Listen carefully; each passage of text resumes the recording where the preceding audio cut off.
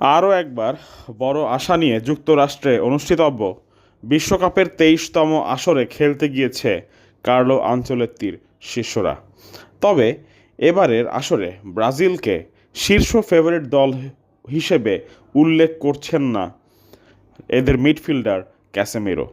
২০০২ সালের পর দীর্ঘ ২ যুগ অর্থাৎ ২৪টি বছর কেটে গেলেও ফিফা ফুটবল বিশ্বকাপ জেতা হয়নি ৫বারের বিশ্ব চ্যাম্পিয়ন ব্রাজিলের। এমনকি সর্বশেষ আসরগুলোয় দলটির দৌড় থেমেছে কোয়ার্টার ফাইনাল পর্যন্ত।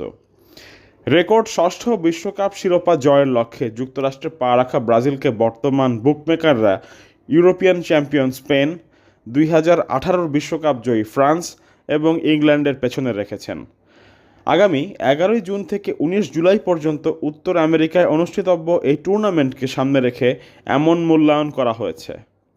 মঙ্গলবার যুক্তরাষ্ট্রে পৌঁছানোর পর ফিফার মিডিয়া চ্যানেলকে ক্যাসেমিরো জানান, আমরা সবচেয়ে বড় ফেভারিট নই, তবে অবশ্যই আমরা ভালো অবস্থায় আছি এবং মাঠের খেলায় আমরা কাউকেই ভয় পাই না। উল্লেখ্য, এবারের বিশ্বকাপের গ্রুপ সিতে ব্রাজিলের প্রতিপক্ষ হিসেবে থাকবে মরক্কো, হাইতি এবং স্কটল্যান্ড। আনচেলত্তির দল নিজেদের প্রথম ম্যাচে আগামী ১৪ জুন ভোরে নিউ জার্সিতে মরক্কোর মুখোমুখি হবে। এরপর ২০ জুন হাইতির সঙ্গে এবং ২৫ জুন স্কটিশদেরকে মোকাবেলা করার জন্য প্রস্তুত হবে সেলেসাওরা। বন্ধুরা, আপনারা যারা যারা ব্রাজিলের সমর্থনকারী আছেন অর্থাৎ ফ্যান্স আছেন, আমাদের কমেন্ট বক্সে আপনারা কোন জায়গা থেকে এই ভিডিওটি দেখছেন তা জানাতে ভুলবেন না। ধন্যবাদ।